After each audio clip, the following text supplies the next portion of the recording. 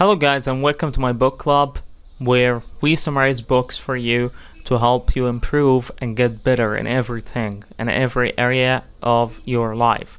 Okay, so the book we have today, Salt, Fat, Acid, Heat by Samin Nosrat, Mastering the Elements of Good Cooking. So it's basically about cooking. So we're gonna know a lot about cooking today.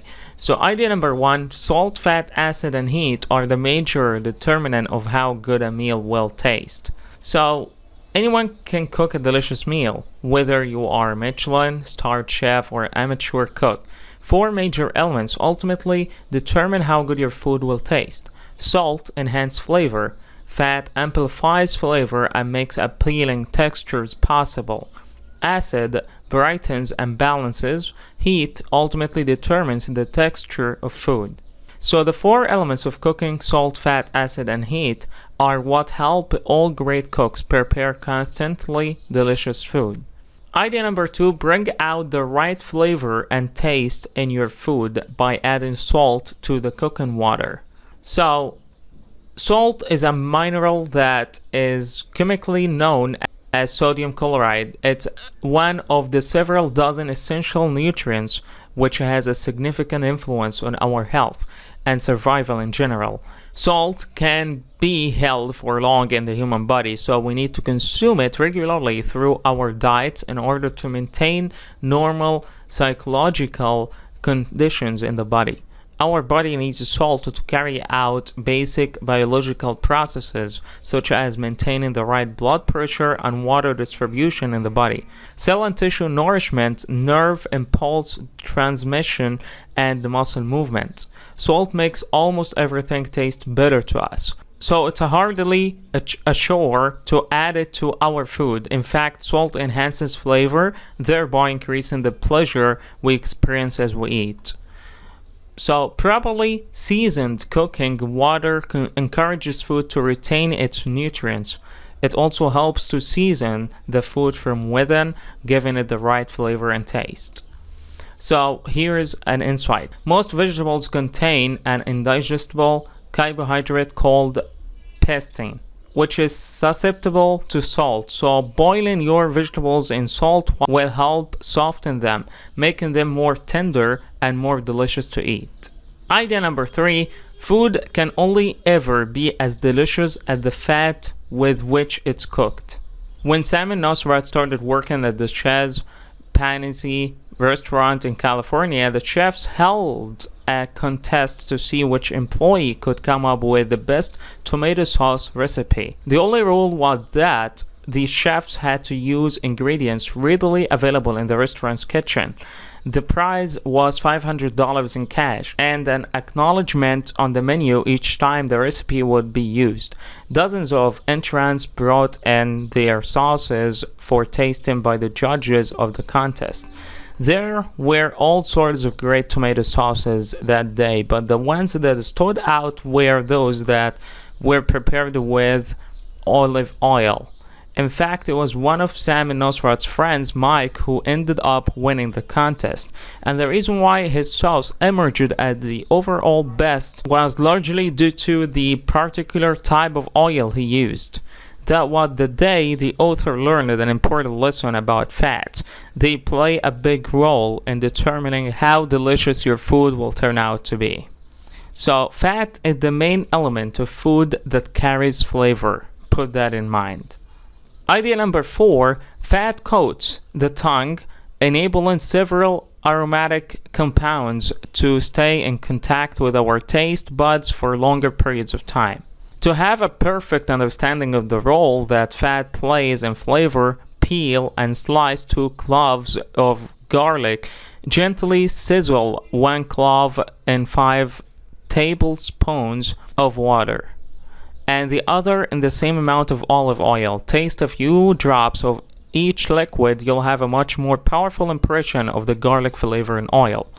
So here's an insight. If you use the wrong fat, the food will never taste right, no matter how carefully you use seasonings. So don't use olive oil while cooking Vietnamese food. or smoky bacon fat when making Indian food. Instead, do your due diligence and research about the specific types of oil used to evoke flavor in a particular culture before preparing a cuisine related to that culture. So, Samin Nosrat says, the goal with all cooking is to achieve your desired result on the outside and inside of an ingredient at the same time. Let's say it again. The goal with all cooking is to achieve your desired result on the outside and inside of an ingredient at the same time. Alright, so big idea number 5. Acid is the substance that makes food the most delicious and mouth-watering. So, an acid in any substance that registers below 7 on the pH scale, while you might not have a pH scale lying around on your kitchen, can still measure the acidity of any ingredient in your kitchen with the natural acid sensor we all have, the tongue. Anything that tastes sour is a source of acid.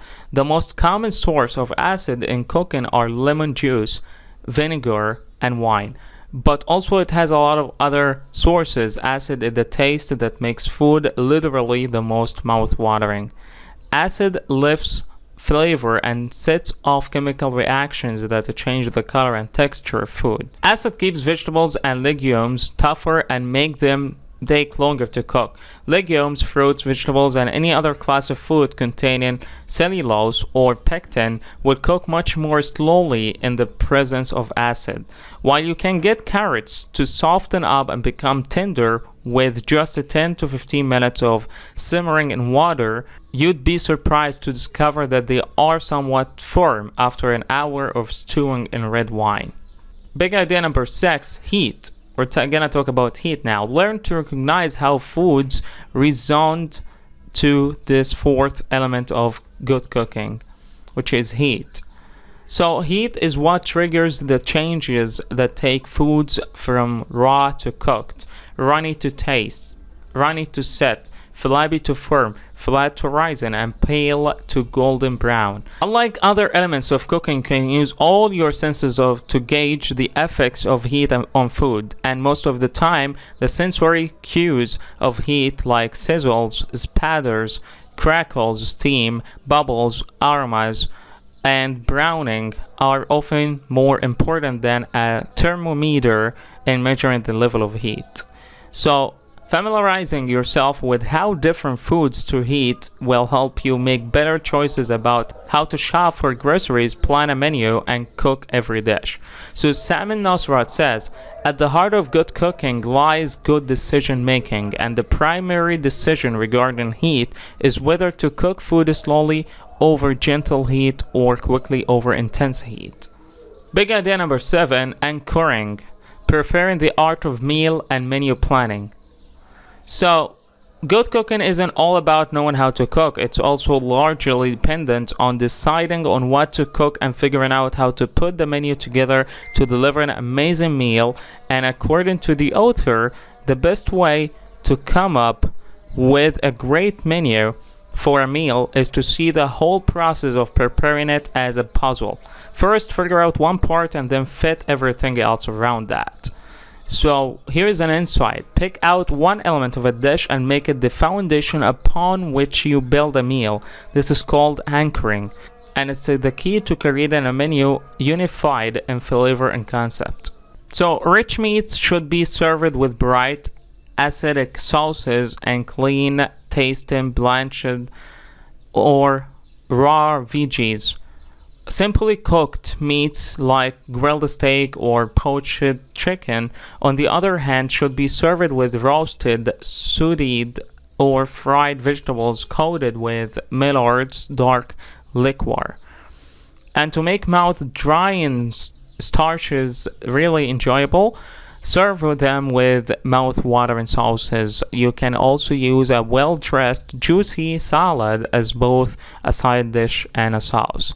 So Samin Nosrat says every choice you make in the kitchen should have a clear reason. This is for women, guys. Okay, so you should focus on that. Big idea number 8, it's good to follow great recipes, but don't give up your common sense while using them. It's very important, common sense. Generally, the path to preparing good food is often as straightforward as getting the salt, fat, and acid right, and applying the right type of heat for the amount of time. However, there are times you'll need to consult a recipe. A good recipe can be invaluable whether for general inspiration or precise step-by-step instruction. So a recipe is more or less a snapshot of a dish. The more detailed and focused and striking the photo, the better the recipe. But even the most brilliant and perfectly shot photos can substitute the experience of being in a place. You won't be able to smell and feel the cool breeze of a beach on your face or hear the sounds of the rippling water just by looking to a photo of the beach. So when you want to cook something you've never made before, read 2 or 3 different recipes for the same dish and compare notes. Take note of which of the ingredients, techniques, and flavorings correlate and which of them vary. This will help you understand which aspects of the dish you must not alter and where you can improvise a little to make it all better. As time goes on, you will get to know which chefs and writers are traditionalists and which take more liberties. Then you'll grow better equipped to decide between recipes and cooking styles. Always bear in mind that the nature of cooking is not constant, it's ever changing. Even the same pile of peas from the same farm will have slightly different tastes when cooked on 2 different days, as their natural sugars change to starch. So to get the best flavor from them, they'll have to be treated differently, and that means you need to pay attention and ask yourself, what will work best today here with these ingredients? So Chef Judy Rogers says, recipes do not make food taste good, people do. And that's totally right. So in conclusion, we can say that anyone can make a nice meal, whether you are a pro or an amateur cook. 4 major elements ultimately determine how good your food will taste: salt, fat, acid, and heat. Once you are mastered these 4 elements, you will see your cooking get better and better.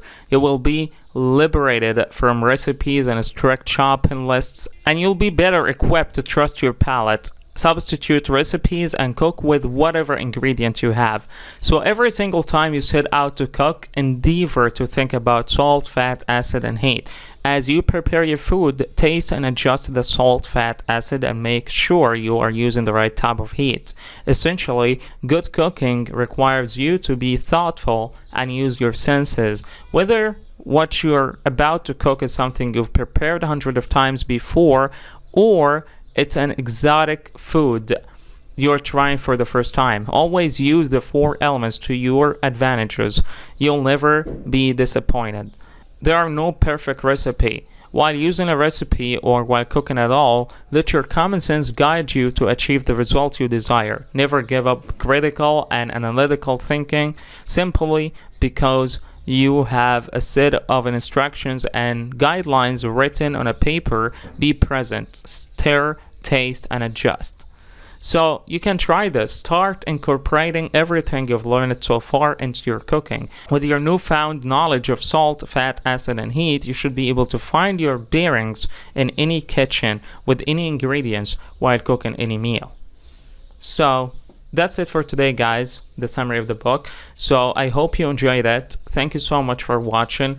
Please make sure to subscribe and hit the notification button for more summaries of the book. And let me know in the comments if you have any book in mind that you need to be summarized. Thank you so much, and you have a good day. See you next time.